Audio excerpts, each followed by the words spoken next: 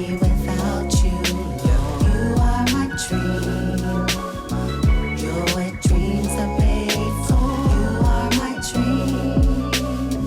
We're a three-strand cord.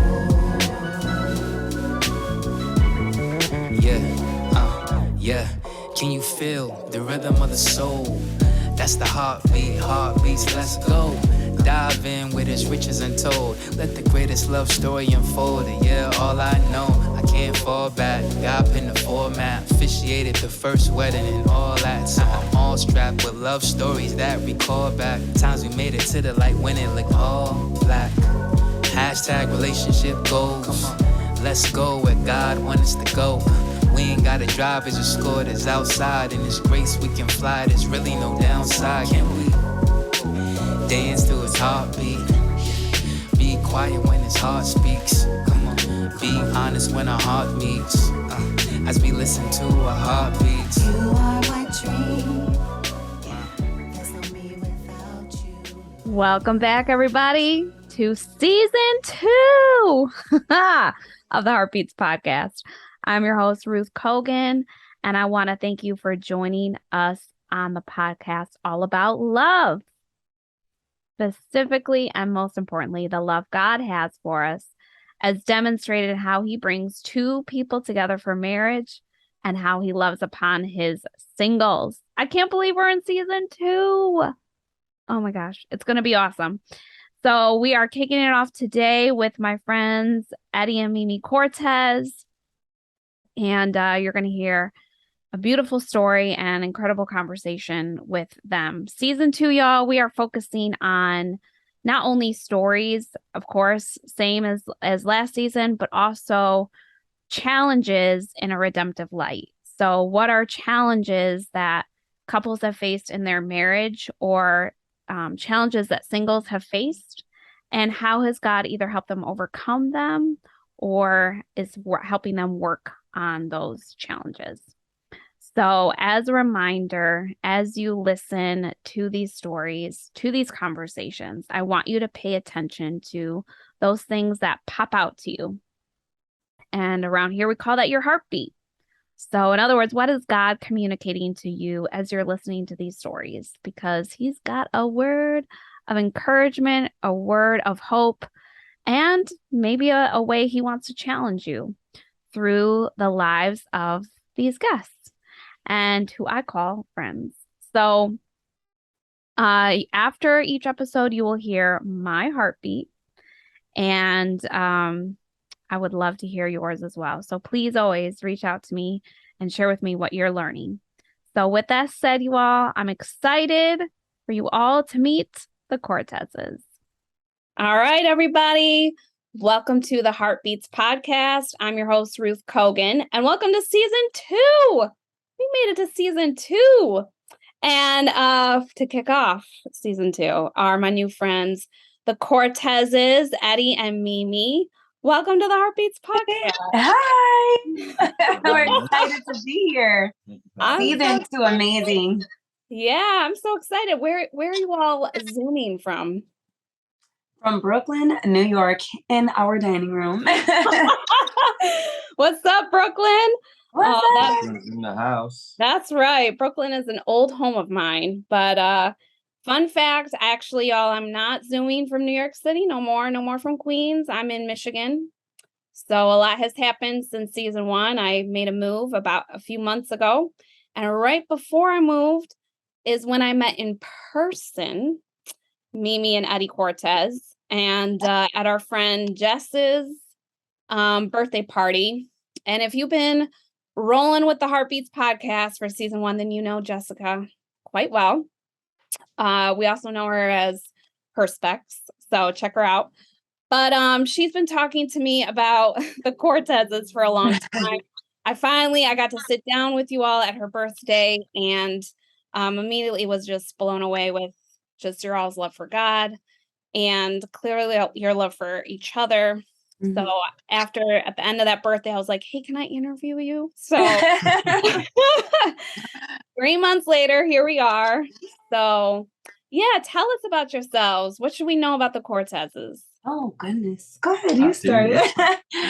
Well, my name is Milagros Cortes. Mimi, everybody in the family and close friends know me as Mimi, which is perfectly fine. What else? I am 38 years old, mother of 6, wife of this guy here.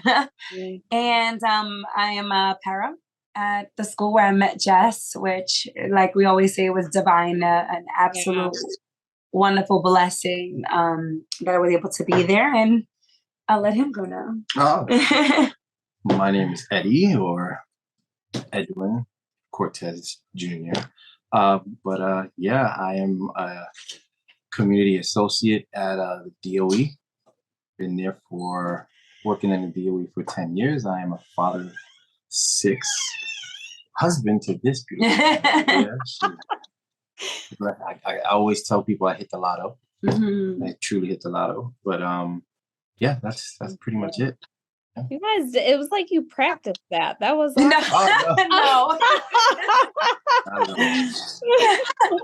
I love that. That was great. And I just have to say, I feel like me and educators, as an educator, it's like I met you all at a birthday dinner, but all of us are in education in some way, involved in the Department of Ed. Edwin called it, or Eddie called it, the DOE, but Department of Education. So we all have just a heart for youth, and but working on that in various ways, various capacities.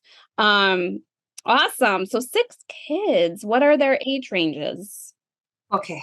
Wow. 18 is the oldest. You notice I didn't try that. 18 is the oldest, then a 16-year-old, 14, about to be 13, and then a 7 and a 6-year-old. Oh my goodness. You guys are busy. Yeah, very busy. Very busy. Right now we have the 2 youngest trying to zoom on by quietly. We gave them the talk. We're like, please keep it quiet. Well, we'll know if they say. Yeah, you'll know, definitely. You'll hear the background noises. I love it. Well, let's just get right into your story. So I want to know kind of, where were you all at before you met? Like, how old were you? What was happening in your life before you actually officially met? And I'm already seeing Eddie's face, so I'm preparing. We love being asked this question because we've pretty much known each other our whole lives. His parents were the pastors at the church where we're still currently at. My parents had gone to another church before that, and when they came back, I was about 2 or 3 years old. So I was like 3 years old. He was about 6 because he's 3 years older than I am. So we've known each other literally practically our whole lives. Our whole lives. I was playing with G.I. Joes before I met her. Gosh, that's amazing. So when did you all actually connect? Like, did you start off as friends? Like, how did this form? Yeah. Well, we had such a really weird relationship growing up because when we were younger, we were friends. And I remember we talk about this all the time, but we would be like the only 2 kids at prayer services at the church. And, his parents would be there, my parents would be there. And I think I remember I was like about 6 and he was 9. And he's like, you want to play paper football? And I'm like, sure. Because we're like the only kids at prayer service. And we're just like in the backboard while everyone is praying. And he's like, okay, let's play. And he makes this paper football. So it's like at the time, if you grew up in the 80s and the 90s, you'll know that it's like this, paper football that you make. It's like triangular. Yep. So he's like, you're going to be the goalie. And I had to stand there like this the whole time while he's trying to like fling, and it kept hitting me in the head. I'm like, this is not fair. So I like to tell people that the way we started was, of course, as friends. And then we had this brother-sister relationship for a long time. And then I think when it came to adolescence, especially him, we drifted apart a lot. Everybody knows like the adolescent years, they're the weirdest time. And, we kind of like really drifted where we didn't even talk. Like we would see each other, not even talk. And it wasn't anything malicious. It was just, we had no interest for knowing each other. It was just weird. Right. So he was in his own world. I'm in my own world. He's with his friends. I'm with my friends. And there was like no communication until like maybe a couple of years later. And then we started talking as friends again. And then things happened from there. So were you in high school at this point when you started talking again? Yes, I was 15. I was 15 years old, and I think it was pretty much the ending of my freshman year of high school, going into sophomore year, and I think it was like that summer that things, kind of began, where he's like, I like you, and I'm like, I know you do. He told me he liked me.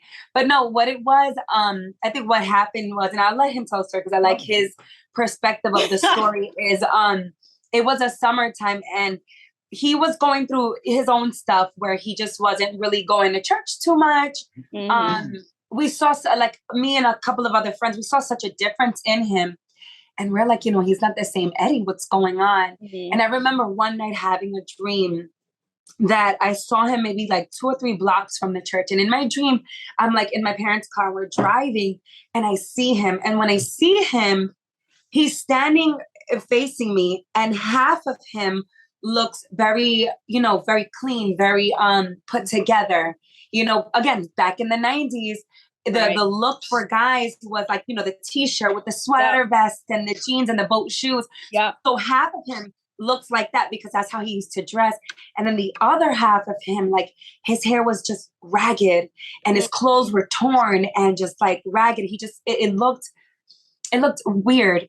And I remember waking up from that dream, and I thought to myself, at the young age that I was, I remember saying, he's living a double life. Like, that was what first thing that I got. She was judging. No, I wasn't. But that was the first thing that I got when I saw it. And I said, not only is that, and not even in a judgmental way, but more like, he's living 2 different lives, and one is going to grab him more than the other. And I was 15 at this time. And then I remember saying, I need to talk to him. And I'm like, but I don't know how, because, I haven't talked to him in a while. We don't have the same kind of friendship relationship that we once had. I don't know what to say to him. And I think I was writing in his Bible one day. I think it was like that following Friday was like a youth night, and we were all sitting in the back, and I was like, let me get your Bible for a second. And he never used to go to church, but that Friday he came, he sat in the back, and all the youth are in the back, and I'm just like writing in his Bible. And I don't know, what's your perspective on how that happened? Like, what's your point of view? No, so it was a Bible that was given to me from my grandmother, and I cherished that Bible a lot, right? So I kind of like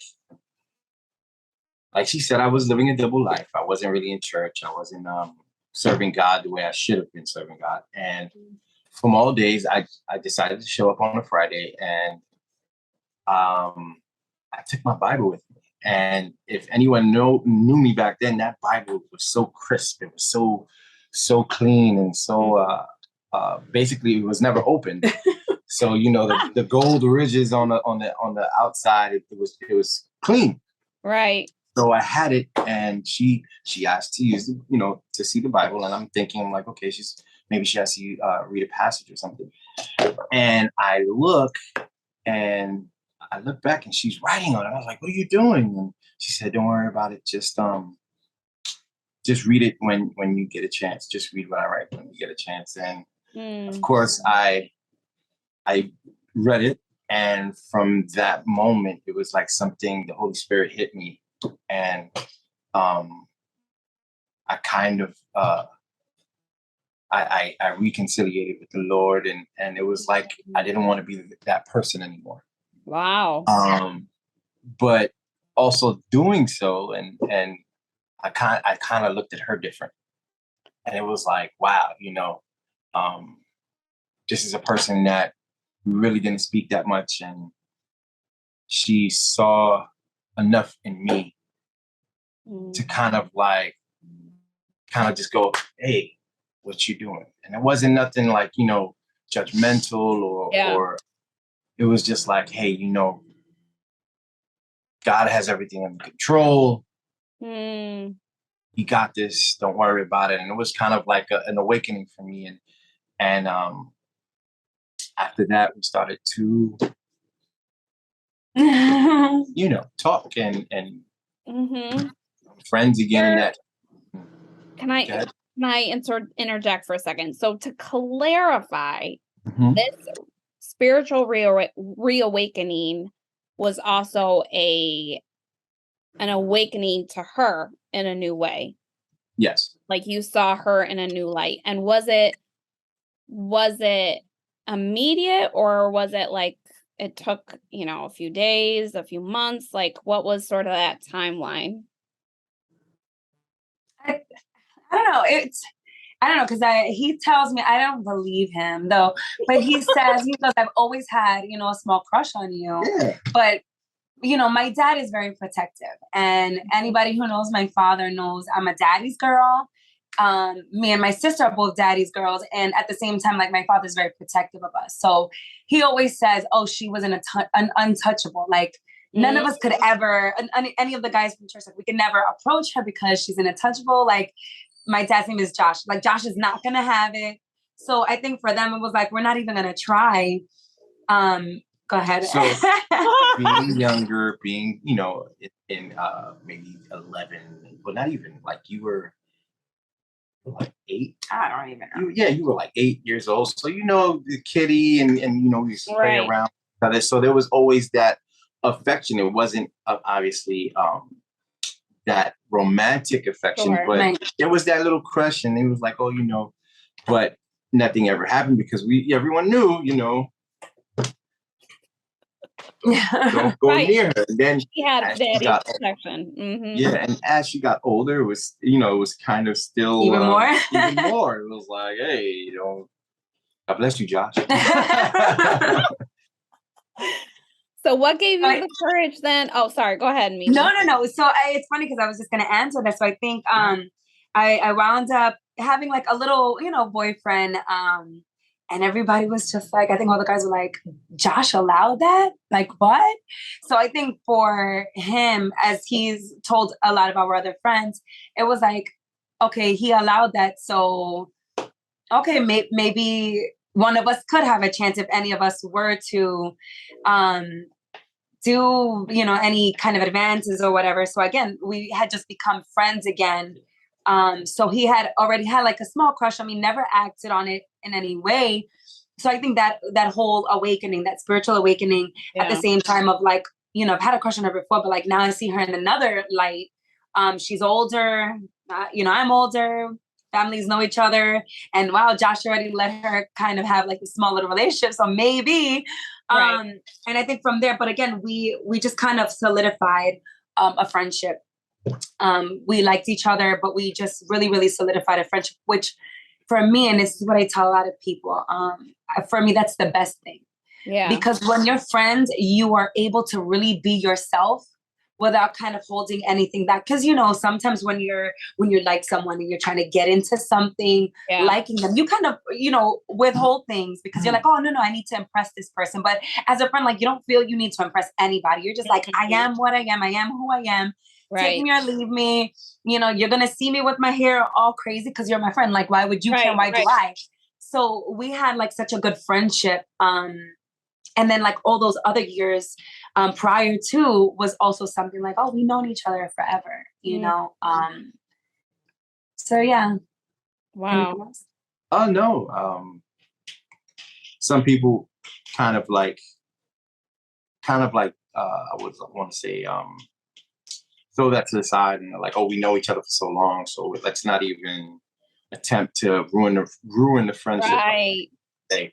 And I thank God that wasn't our case, and we actually used that to our advantage because we were, I can say that she's truly my best friend. Right. You understand? I didn't know what that entailed, and I didn't know what that meant until, wow, we 18 years married now, and we've been together for how long? I can't. 18 years married, what, 23 years together, give or take? Wow. Oh my goodness. That's incredible. No, you're right. I do hear a lot of people talk about like, ooh, but what if that ruins something, or we've been friends for so long. What if that romantic connection isn't there? Things like that.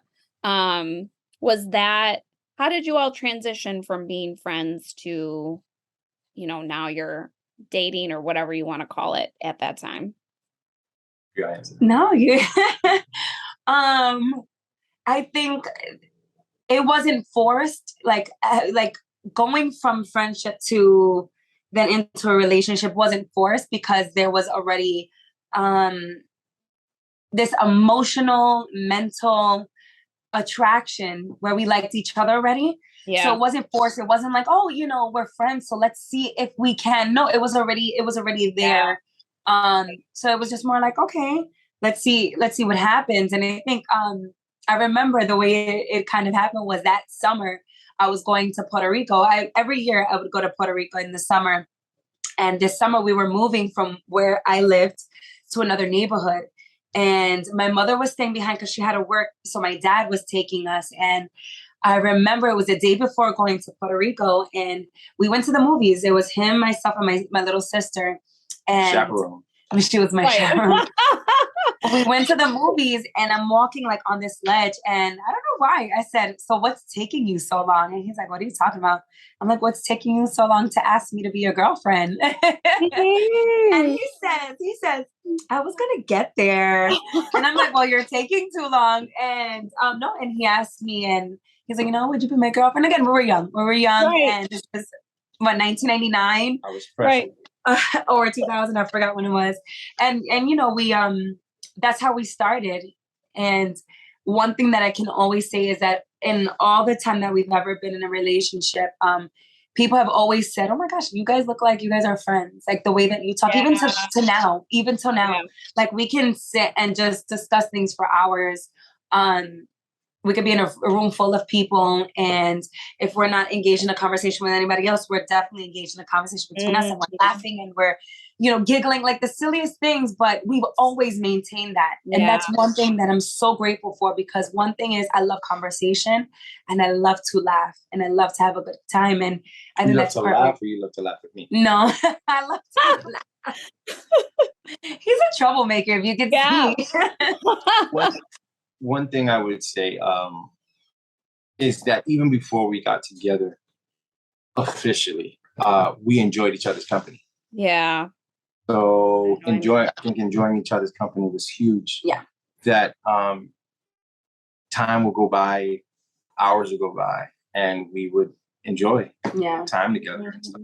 So yeah, that's Friendship. Yeah, that's something I definitely, like you said, Mimi, is very obvious about you all. And I'm curious, so you start dating, Mimi, you're 15? Yeah, 15. I was young. Eddie, you're 18. 17, 78. Oh, I was not robbing the cradle.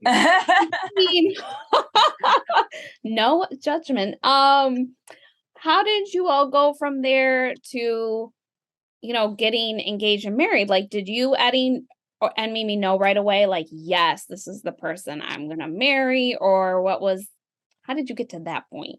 I knew. Right away? I don't think she knew, but I'll let her. No, go ahead. Eddie, I want you to break that down. Break that down. Well, it's funny because I remember watching her walk home with her parents and looking at her while we would, we weren't even dating yet, but I knew and I said, I'm gonna marry her. I knew it. It was a gut feeling. I knew it was like there was no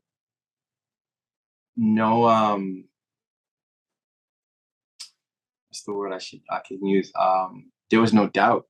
I knew that she was my wife, and obviously, I knew certain things, and it was like, I watched her in certain ways, and then when we started dating, it was just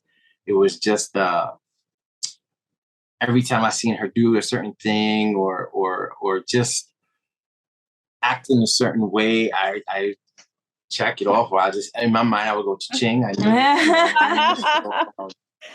knew. But yeah, I knew it. I knew she needed confirmation. So I was like, Lord, Tell her what she got to be. Tell her what you got to tell her because. Yeah. But I'll let you finish. Yeah. Yes. It was for me. I loved being around him, and I definitely fell in love with him, of course. And I just loved for him. It's like I loved the person that he was.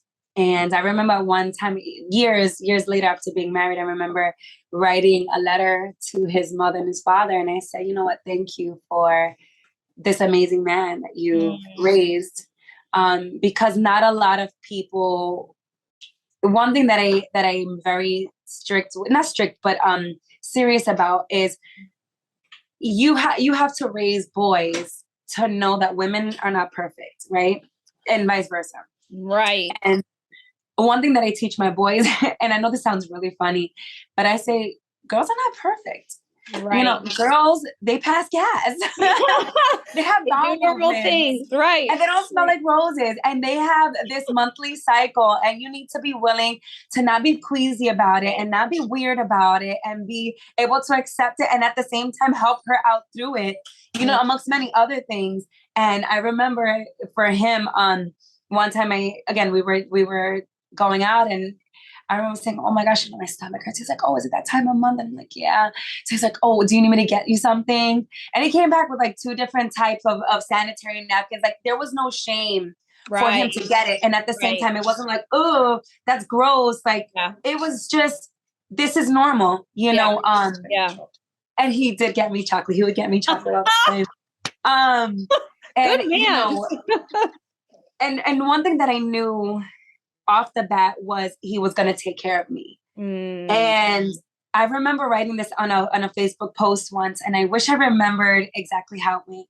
But throughout our time, I remember us being younger. And like I told you earlier, we would be in prayer services, the only children, and we would play together because all we had was each other. And I remember they would have church retreats.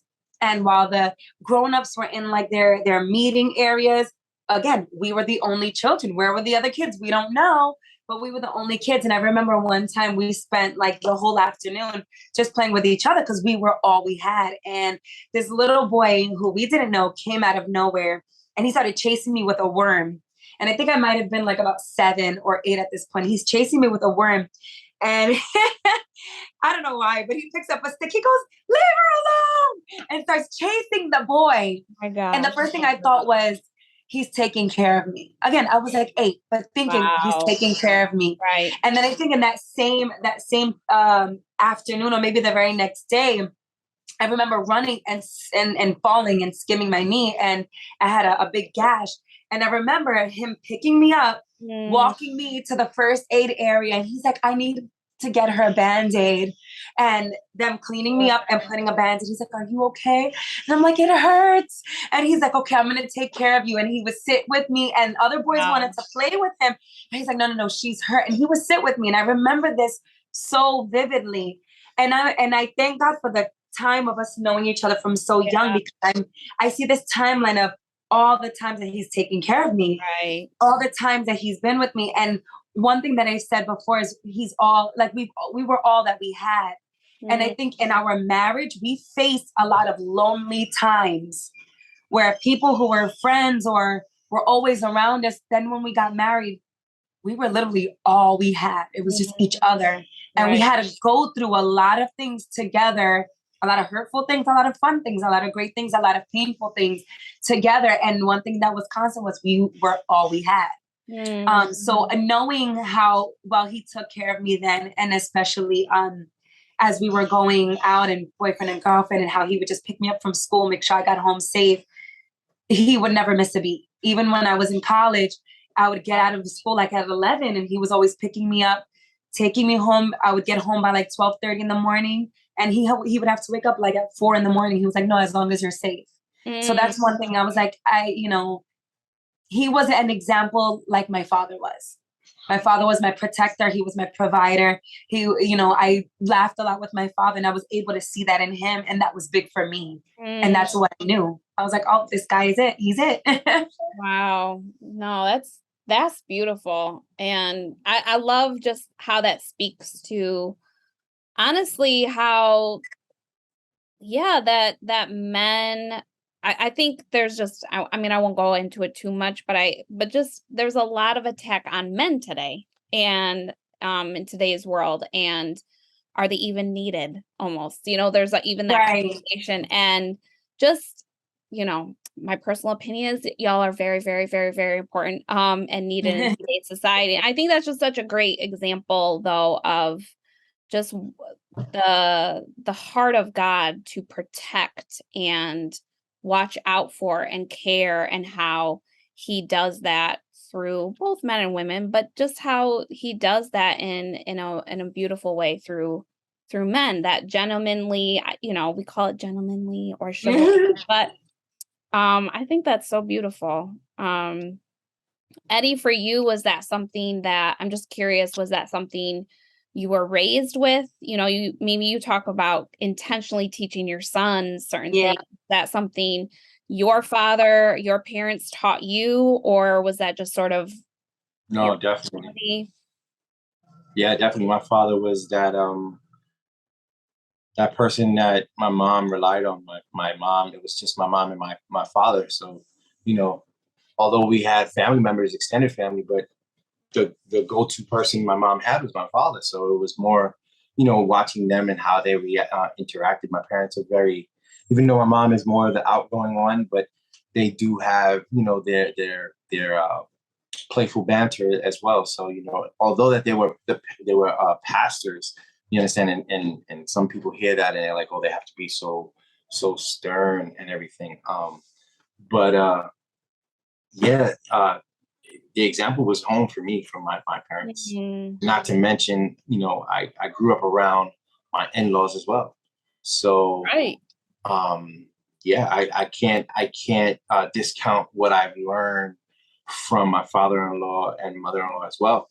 So, although we've been married for 18 years, but we've been around each other and around the families around each other for almost all our lives. So the example that both for the men in the family, I would say, has implemented in my life is huge. Mm, that's amazing. Yeah, thank you. And how did you all go from, like, Eddie, how did you decide? Well, I shouldn't say it was just your decision, but maybe, I don't know. How did you decide, all right, time to make this official, time to get married? Like, how did you, because you guys were young. How did you all decide You this? go with it. Um, okay, so this is gonna be fun. Okay. Okay, go ahead, go ahead, go ahead. So we had a plan, right? And like she said, we were very, very vocal to one another. We wouldn't hide or beat around the bush or play those games that people you see on television and he's Right. gonna ask a question, let's just see. Wait, no. We were young, but we knew what we wanted. We spoke about it and we knew we wanted to be with each other. Especially after she would go to Puerto Rico and I would be in torment by myself out here. Right. But no, so we would actually talk about it and we were planning and I'll let you finish that. Yeah, we at this time I think it was my first year of college, and he's like, oh, after your second year, maybe we can get married after you get your, I don't know if it was my associate's or my bachelor's, I don't remember. So I'm like, okay, cool, and he had already given me a promise ring.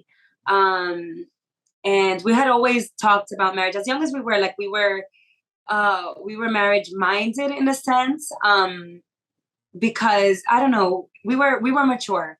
We were mature for our ages, and also at the same time, it's just like knowing we loved each other, knowing we wanted to be with each other, and that was the plan. And then I remember even before that, I was like, but I need to get confirmation. I need the Lord to confirm this for me. I'm very big on that. For him, it was like I got confirmation. I know it's you that I want, but I said no. I want God to tell me.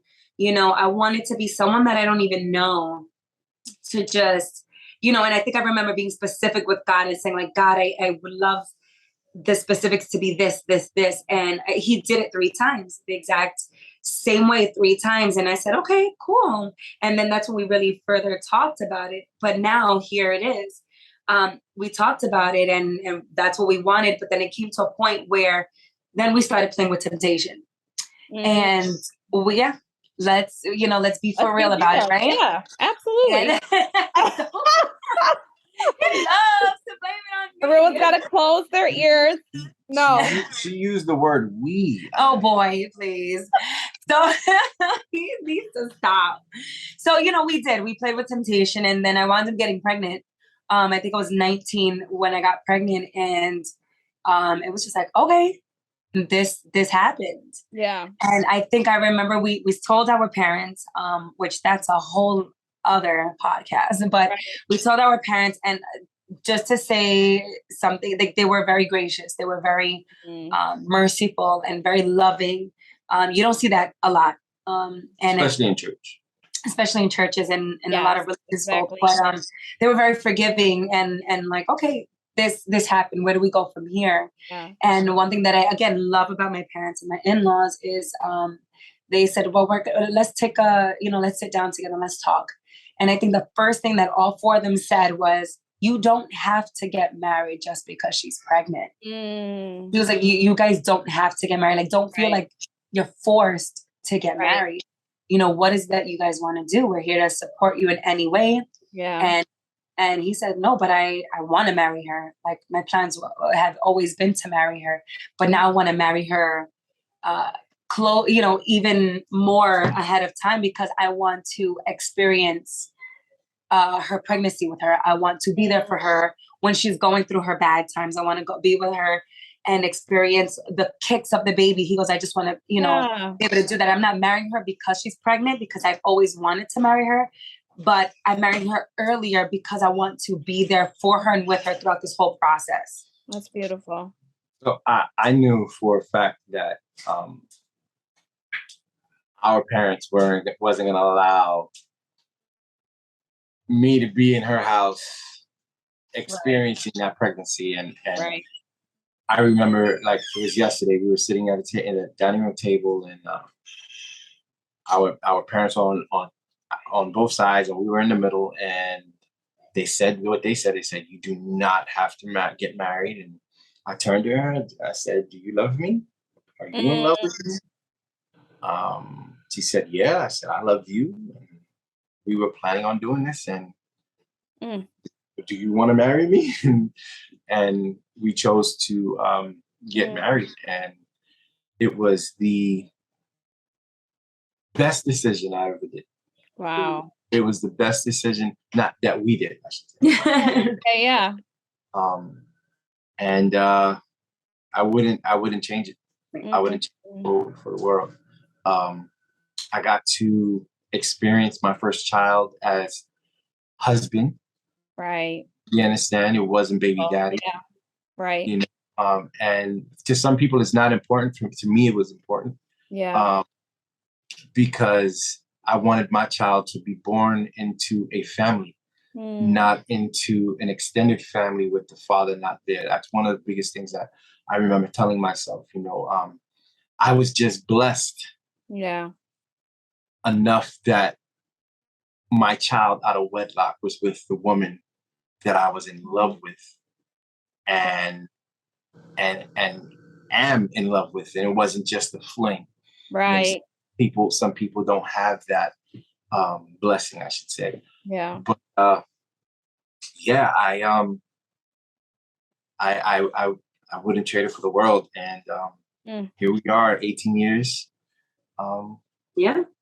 Fighting strong. Beautiful. Yeah. My goodness. No, thank you all for sharing that, because I think and you bring up such an important point, Eddie, about the church itself doesn't have a great history of being gracious and coming alongside people who have often very young people, right, in their teenage years or whatever, and walking alongside of them. And I think that's the way I love, though, the way your parents approached it, that they gave you the freedom you know, they didn't pressure you like you better make it right and get married, but gave you that freedom. But for you, it was like, now we there. Like we've been wanting this anyway. Not anyway, but we've been wanting this. So that's beautiful.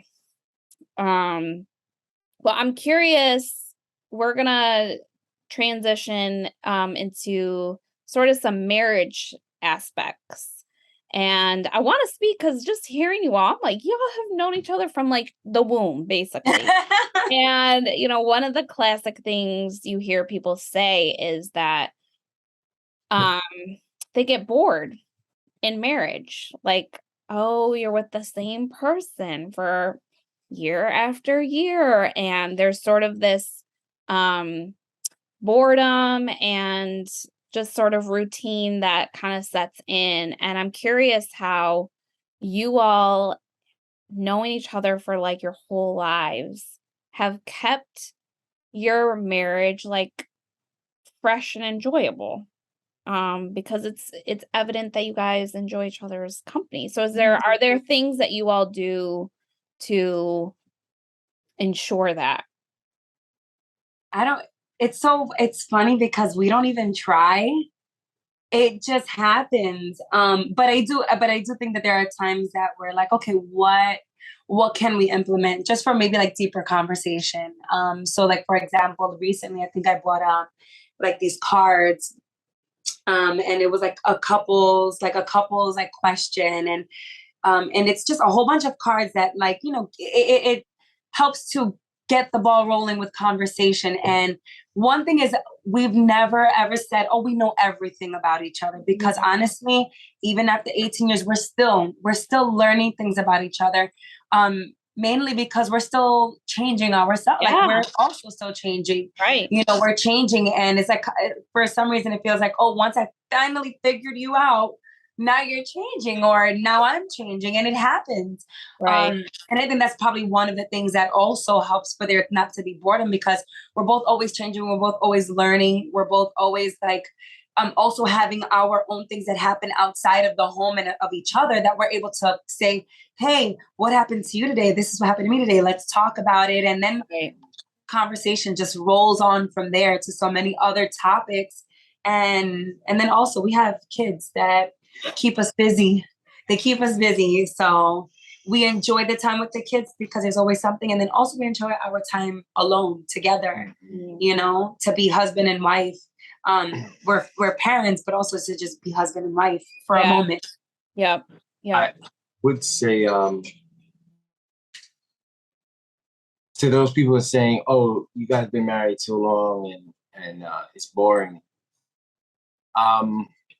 If you're bored, that means there's something else entertaining you. You understand? Or like, a lot of people don't realize how much social media is a distraction. You understand? You get to see what people choose to put on social media, right?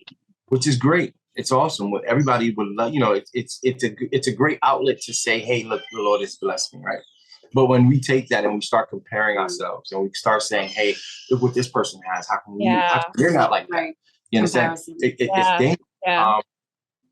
I heard someone say that you go to sleep one way and you wake up and you change. No one is the same. That's true. There's a daily struggle within yourself to stay on track, right? So that also influences your daily life. So she's not the same person she was when she was 16. I'm not the same person I was when I was 18. She's not the same person she was a year ago. I'm not the same I was a year ago. So, you know, the beautiful thing is to understand that and expect that, and to grow together. You understand? I can say one thing that we have done to kind of keep things going is understanding that we need other things. We can't just get caught up in what is the word? Monotony, right? Of life, and just go to work, come home, just go to work, come home, go to church, go home. No, we need our time, our little outlets, and it can be as simple as how it has been for us. Something as simple as just going outside, walking to Dunkin' Donuts, getting a cup of coffee, getting her macchiato with oat milk, one pump of caramel. You understand? But something as small as that, and we'll take our time getting back home. We don't need a vacation all the time, Right. It'll be nice. If anybody wants to bless us with vacation, like we said, we have 6 children, and we understand that we have 6 children. We're not resenting that we have 6 children. So guess what? You got to roll with the punches. You got to do what you got to do. Sometimes we'll go to Target. We'll just walk around, and we'll go to Gateway, and walk around the stores and enjoy each other's company. The whole thing is enjoying each other's company. I think that's one thing that locked down. We enjoy. It doesn't matter. We can have a penny in the bank. Right. No. You understand what I'm saying? Yeah. We can have thousands and thousands in the bank, and we're going to still enjoy each other's company to the fullest. Right. That's pretty much it. I love it. It just was remind me of growing up. I'm one of 4 kids, and Saturday morning, my parents were at the grocery store together. It was like whatever those moments they could steal away from us kids. And no, they weren't, now they're enjoying doing all kinds of stuff that we're all out of the house, grown, whatever. But at that time, that season of life, when we were all home, time together was grocery shopping and running errands around town, just what you're talking about.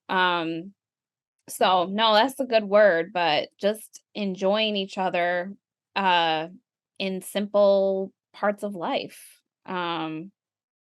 Especially, and that's a good tip, especially for a lot of the families who have kids at home still, and they're in that grind, so to speak.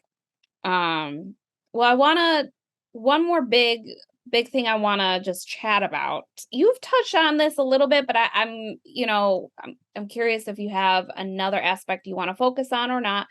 But season 2, we are focusing on challenges, and really the redemptive aspect of challenges, not just like, oh, life is hard, but really like, how has God helped overcome challenges? And so I'm curious, in your marriage, what's something challenging that you all have or are facing, and how has God helped you all work through it or overcome it? What would you share along those lines? First? You go. Oh, goodness. I'm just trying to think. I think one thing is having expectations of each other and of life. And I'm talking on my behalf. He might have something else. But having certain expectations and then not being so gracious to forgive something that can't be met, in a sense.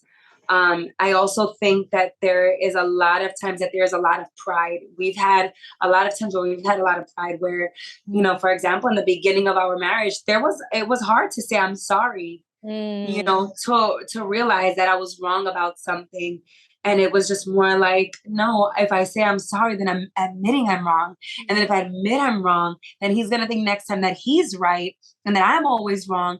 And then, no, I want to seem and be perfect. And I think that was what it was. Like, I wanted to be this perfect wife, this perfect mother, this perfect being.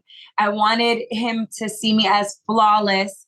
Right. And I think one of the things is, the whole, if I made a mistake, trying to find a way of, and I don't think I meant to do it, but it was more like, this subconsciously of, no, but I really didn't do that. I think you're just seeing that I did that or I said it that way, but it really wasn't it. So I'm sorry. I think one of my things was like, I'm sorry if you saw it that way, rather than I'm sorry that I did that and that I made you feel this way. And that's something that I had to learn. Because those two are totally different. Me saying, I'm sorry you felt that way, is me saying, I have no blame in anything. you are feeling sad. So I'm sorry that you're feeling sad about it. Right. But then when I say, I'm sorry that I did this. It wasn't my intention. It really wasn't my intention. Or I didn't mean to say this. I didn't mean for that to happen. I apologize. It totally was wrong. And I'll do my best not to do it again or say it again or have you feel this way because of my actions, you know? And for me, that's very humbling. And I think one of the things is it was hard to just humble myself, not because I didn't want to, but because it revealed imperfection in me, you know? And I think one thing he also noticed is I was always like, I'm going to clean my whole house and I'm going to do this and I'm going to do that. And I don't want any help because I want you to see that I'm perfect and I can do it all. And he saw that. And then it came to a point where I said, why aren't you helping me around the house? And I resented him. I was so upset. I'm like, you don't do anything. And he's like, but every time I've asked you, let me help you, say, no, I got it. No, I got it. And I had to realize that's me wanting to think that I'm perfect and being able to do everything and handle everything and me not being at fault of anything, where I'm realizing that pride was the thief of something that was good, but I'm making it a little bit harder. So for me, that was one of my challenges. Yeah. I don't know about him. No, one thing I would say, right? And I know what I said earlier before, we knew that, we were planning on getting married and we wanted to get married and everything. But knowing you want to get married doesn't mean you're prepared for marriage. Wait, can you say that one more time? Louder, babe. Knowing what you want don't mean you're prepared for it. Right. So knowing that you want to marry someone doesn't mean you're prepared for marriage to that person. Yeah. Right. And if we're going to talk about union and the union between husband and wife, the way God wanted it to be, it's two people becoming one. And when that happens, there are pains, right? No matter how you look at it, it's painful because it's two different people becoming one, right? Yeah. So, what we didn't have, and this is not to blame anyone or anything like that, but it's the generation that we came from, and marriage counseling wasn't in vocabulary. Right. It was not like before marriage, during marriage. You understand? That wasn't thought of. The only time you heard of marriage counseling was when something went wrong. Right. The Band-Aid. Yeah. So, let's stop the bleeding, go to counseling. Right. You understand? And we came to that realization that marriage counseling is nothing to be afraid of. Right. Marriage counseling isn't a Band-Aid. Marriage counseling isn't a gauze to stop the bleeding. It's where two people can go to receive tools and receive help on how to do certain things. So, the way I look at it, it's learning best practices.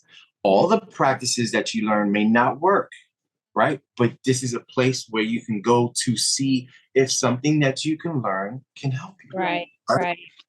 So, that's one of the biggest things, learning that marriage is selfless. Oh, yes. I was going to say that. Yes. Dying to self. She said that she used the word pride, right? And pride is a very selfish word. It's a very selfish act because you're not willing to back down because of your pride. So guess what? Yeah. I'm right. And the other person is saying, hey, I'm right. So guess what? We're both two prideful individuals. So guess what? It is what it is. I'm sorry you felt that way, but I didn't mean it that way. Right. You understand? So it's in the last, 7 years, 8 years, where we started to realize how selfless marriage is. And the more selfless, the more beneficial it becomes. Yes. Yeah. The more successful marriage is. If you're always willing and able to put the person in front of yourself, it's going to be reciprocal to the other.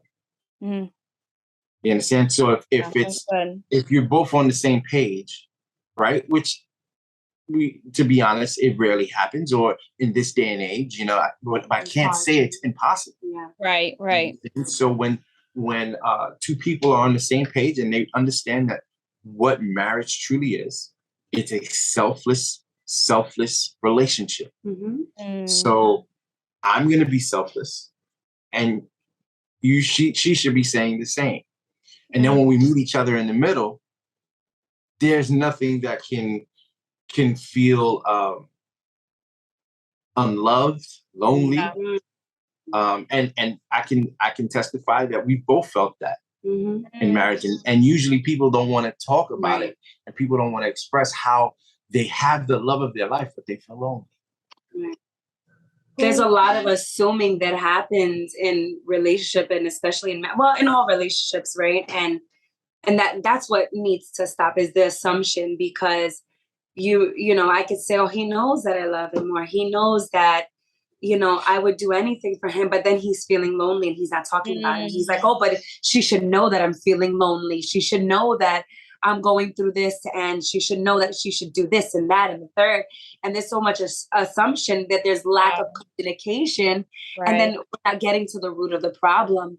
And I was gonna say it, and he said, love is dying to self.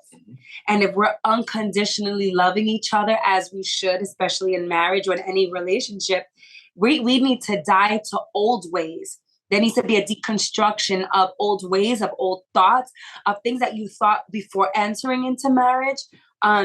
Because one thing that we realize is, and I think one day I said to him, I said, you are not your mother, you are not your father. I am not my mother, I am not my father.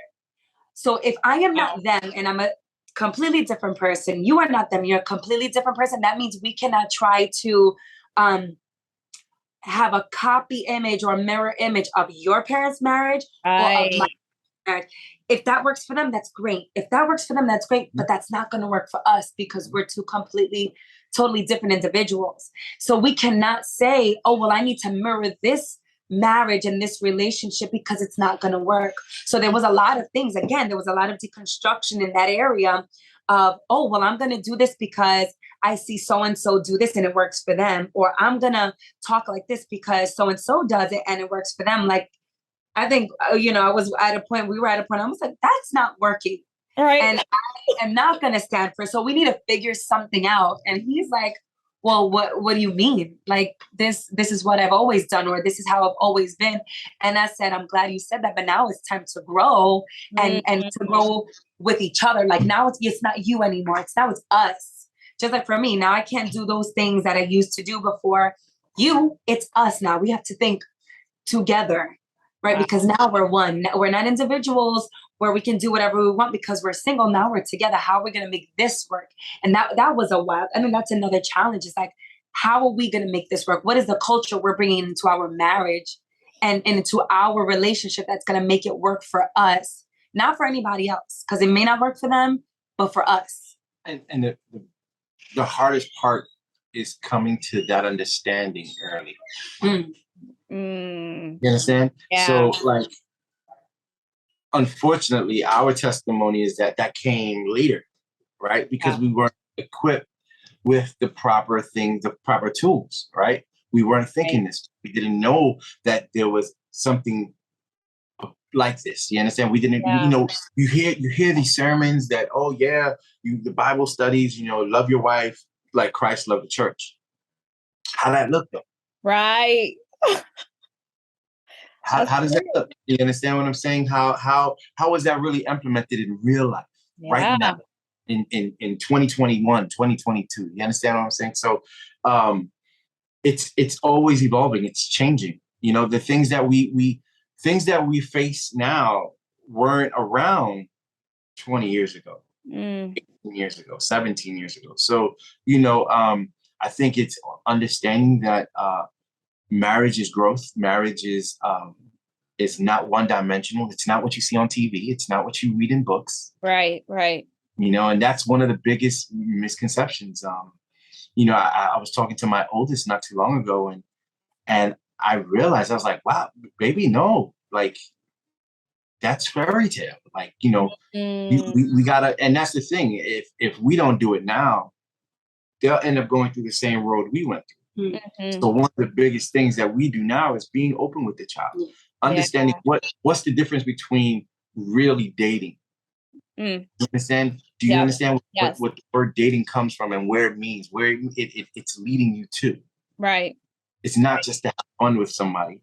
Right. Dating is you courting someone to Yeah. you get married. So, you know, those tools, you know, one of those that was, I would say, some of the biggest struggles I believe every marriage go through, and including ours, where it was understanding that marriage is selfless. Marriage has nothing to do with that word, the letter I. Mm. Has nothing to do with the letter I.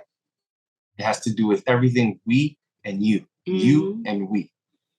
But it has nothing to do with I and how I feel and how I want to do it. No. It's interesting. I'm thinking about True Admission. I'm not, well, maybe I won't say the show on here, but there is a show I like to watch, reality show, a relationship one where they talk about, I was just watching it the other night, where the wife was talking about losing herself. The couple was talking about, and it's kind of like a very modern thing to say about, like, I don't want to lose myself. And I was actually watching it with my brother and sister-in-law, who've been together similar to you all since, you know, high school. They're high school sweethearts, and they were talking about, like, they understand that concept a little bit, but at the same time there's a falseness about, oh, I don't want to lose myself. And I'm curious how it kind of goes along with what you're saying about there's no I in selfless. How have you all both shown up as yourselves, but also, like, it's not me and you, it's us. So kind of that talking to that piece about, like, That's that. modern concept of losing yourself. When I hear that term, I don't want to lose myself.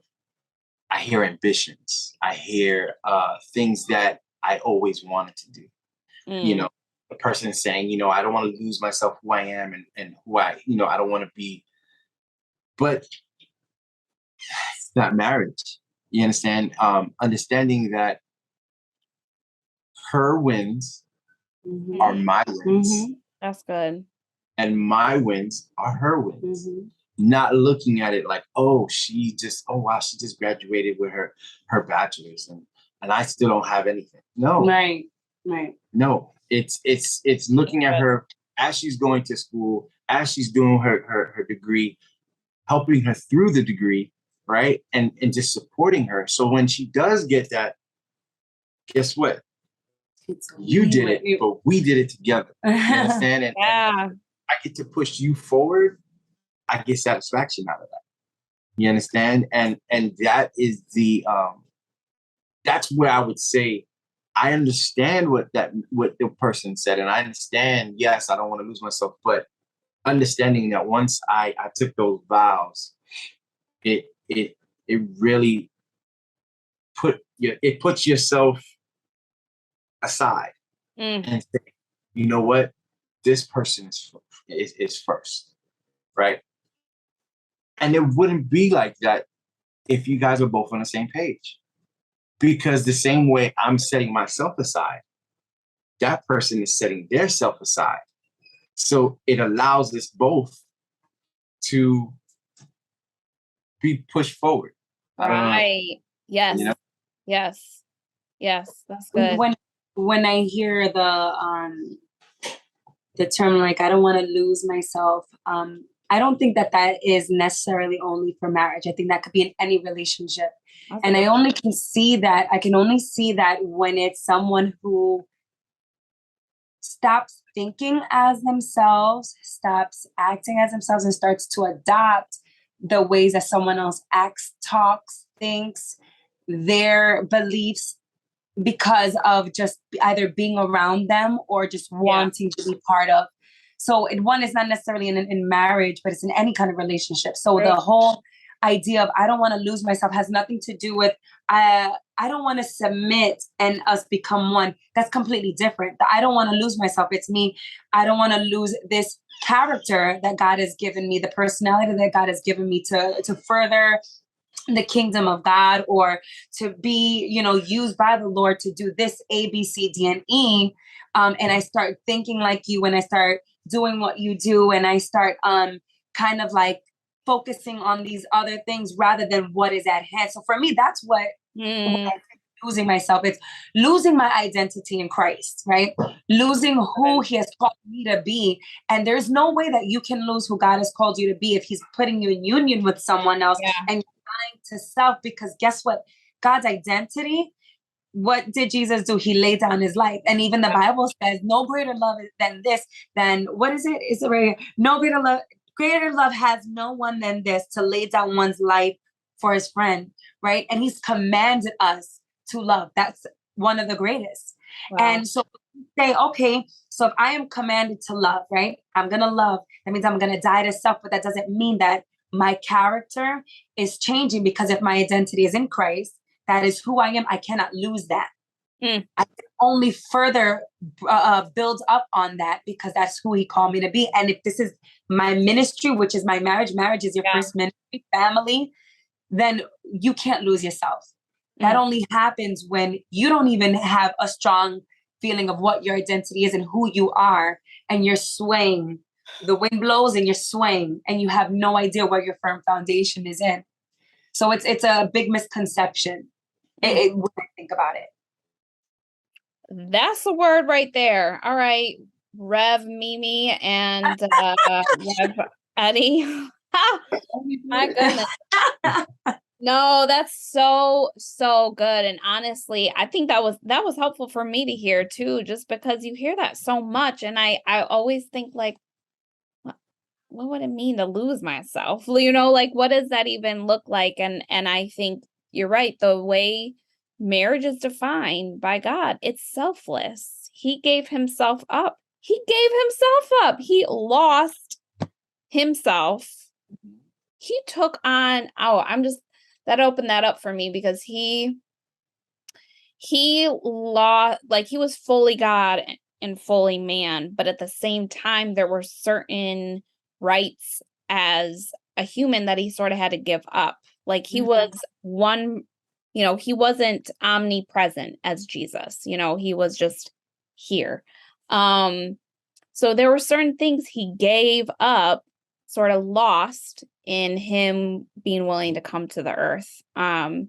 So you're right. Like, that's certainly not a biblical concept. Right. The idea of losing ourselves. That was awesome. All right, just to wrap it up, I could talk to y'all for a long but you all got 6 children, and I gotta let you have your evening. But I always wrap up with this question.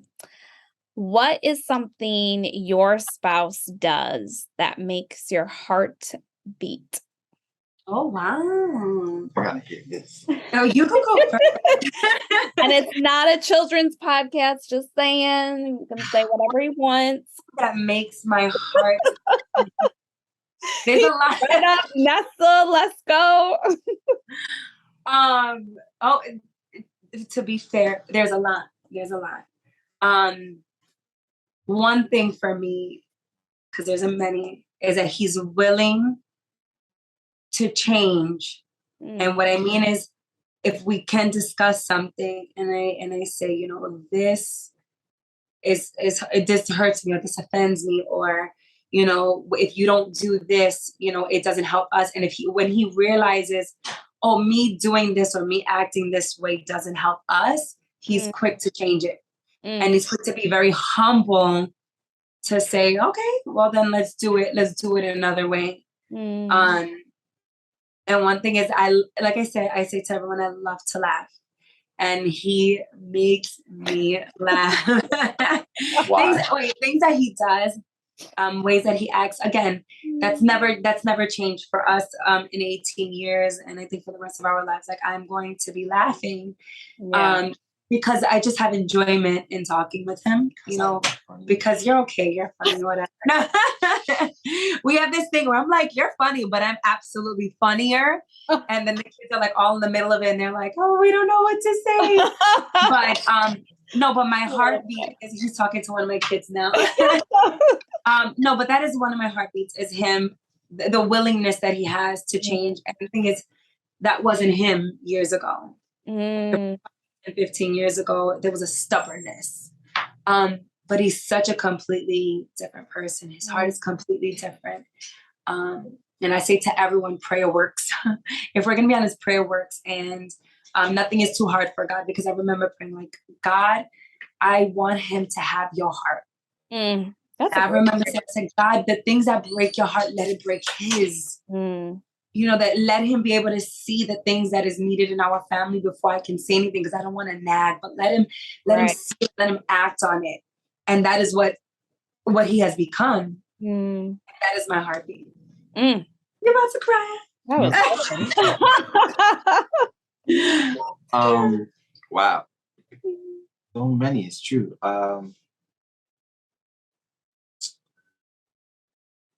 The biggest heartbeat, the biggest thing that she does for me, right? It's really, it sucks because it's so broad, right? But it's who she is. She is my, and yes, God is my compass, but she's like my conscience. Yeah. You understand? That's good, yeah. But my heart beats, I'm gonna be honest with you, just when she looks at me. Just to see her look at me, seriously, when I believe you. when she looks at me, or there are times where I just look at her and it's not just, I just look at her and it's just a feeling. Sometimes she'll look at me and I'm like, what? She's like, you know, and that's just, it makes me feel butterflies in my stomach again. You know, she's a woman of God. She's I knew she was gonna be a great mom before we got married, before she got pregnant. I knew the type of woman that she was. So, you know, everyone knows that, like, she's a superwoman. Really, seriously, you know, I'm not the only person that says it. She handles 6 children like if it's one, you know, 7 because of me. You understand what I'm saying? So, she's a complete package, you know. I like I said, I hit a lot of, you know, and, she's just, she's I wouldn't say a Mother Teresa, but she's my angel. I like to, yes, you're going, you know, she'll say certain things. I'm like, yes, you're going to heaven. Yes, I know I said it wrong, but moral compass. But yeah, my heart beats literally when I look at her. I look at her, hands down. That's so good. That's so good. You all didn't even have time to think about that. You just came up. You got us with this one. Yeah, no, I wanted to go that way, or should I go? No, just you could have taken it however you want, but the way you did, I love that. That was beautiful. And I just want to thank you all so much, because I know this was a sacrifice of time, but just sharing, you know, your story, and also just the things you guys have learned along the way, your journey. And, you know, my prayer, I got to start writing these things down. Thankfully, this is recorded, so I can go back and listen, but just your heart about learning that marriage is selfless from the beginning. I think that's been one of my challenges, honestly, as a single person, is how do I show up selfless as a single person? Because just by nature, your life is selfish in a sense. You know, it's like, I mean, I don't have to cater my life to really anybody, so to speak, but there's a sense in which can God tell me at any moment, I want you to go talk to that person, or I want you to check in over there? And is he allowed to interrupt my day? Is he allowed to interrupt my plans? And surrender those over. And that's something I've been constantly challenged on is don't think your selfless journey starts when you get married. You have to start that now. That's the heart of a believer. Honestly, that's the heart of a Christian is a selfless life. Right. So that I appreciate how you all brought that out. So anyway, I gotta let y'all go so you can look at each other together, Thank you for this time. It was fun. It was a great conversation. Thank you so much. One thing I would say before we leave is you never know. Your husband or wife can be your best friend, could be a friend. It could be somebody you talking to already. That's all I gotta say. There goes my friend. Yeah, that's a word. We'll end it on that. Thank you so much. It was so good to talk to you guys. Thank you. Thank you. See you later, Cortez. All right. Bye. Bye. Well, we're about to wrap up this episode, but as you know, I always end each episode sharing my heartbeat. In other words, what was God communicating to me as I heard Eddie and Mimi's story and our conversation along the way. So for me, it's this word, selflessness. Y'all, we see this characteristic modeled in their story. You see, Mimi really drew on this point about how Eddie was from the beginning just protector, that he stood up for her, he took care of her, and she saw that consistency. And then that came up again when they discussed challenges in their marriage, talking about marriage as defined by God is selfless. It's not about what can this person do for me or whatever, but it is about laying down your life for that other person. And if you remember, we talked about it a little bit, that's really the heart of a true Christian, because that's the heart of our Savior. That's the heart of our God, that he took on human form, giving up some of his rights and privileges as God and served us. And so he took on, and specifically he took on the form of a servant, is what scripture says. And honestly, it stood out to me because I just felt like, man, I could do a better job showing up as a more selfless human being. And I think that's a challenge both for married couples, but also for singles. And we often hear about how singleness is, that's your season to be selfish. And there are just ways in which you can't help. You get to decide what you want to eat, where you want to go. It's your time, right? But I think really asking God, how can I show up and reflect the selfless character, the selfless heart of God in each of these situations and wherever he's placed you.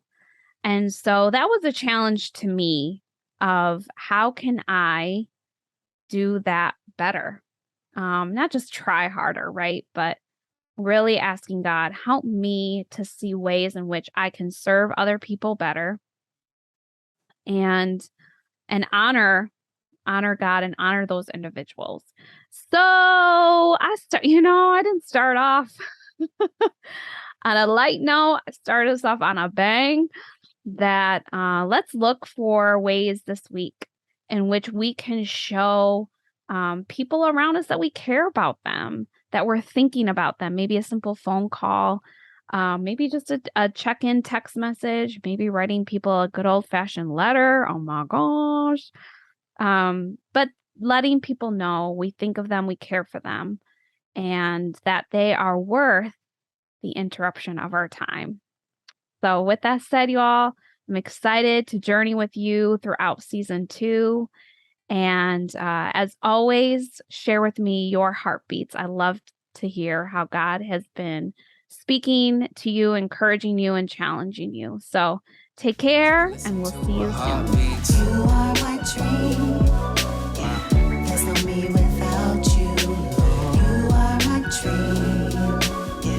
You're what dreams are made for. You are my dream. We're a three-strand cord.